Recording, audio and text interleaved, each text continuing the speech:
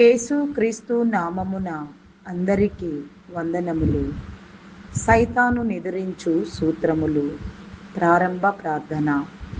ఓ త్రియేక దేవుడవైన తండ్రి, సాతానుని ఎదిరించవలెనని నీ వాక్య గ్రంథములో వ్రాయించినావు. ఇదిగో ఇప్పుడే నీ సన్నిధానమందు వాటిని ఎదిరించుచున్నాము. మా ఎదిరింపుల వలన సైతానుకు వేదన, నిస్సత్తువ కలిగించుము.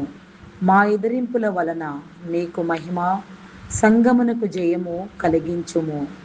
దయగల తండ్రి, సర్వశక్తిగల తండ్రి, మేము సాతానును ఎదిరించుటకు నీ సర్వశక్తిలో నుండి మాకు శక్తిని దయచేయము.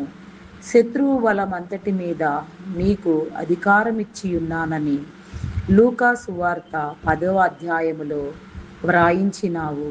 కాబట్టి మా తండ్రి, అధికారమును మేము వాడుకొనే కృప దయచేయుమని ప్రభువు నామములో వేడుకొనుచున్నాము.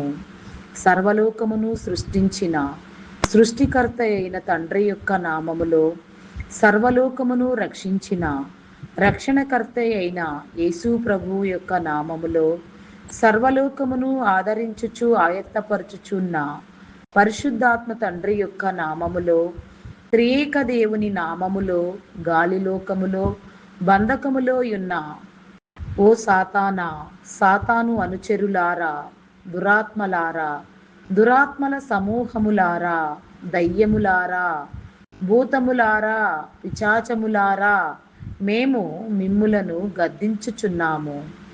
గనుక మా ఎదిరింపులు, గద్దింపులు జాగ్రత్తగా ఆలకించుమని త్రియేక దేవుని నామములో మీకు ఆజ్ఞాపించుచున్నాము.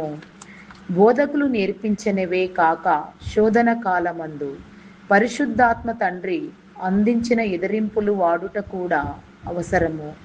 గనుక వాటిని రోషముతో ఎదిరించవలెను. Praise the lord.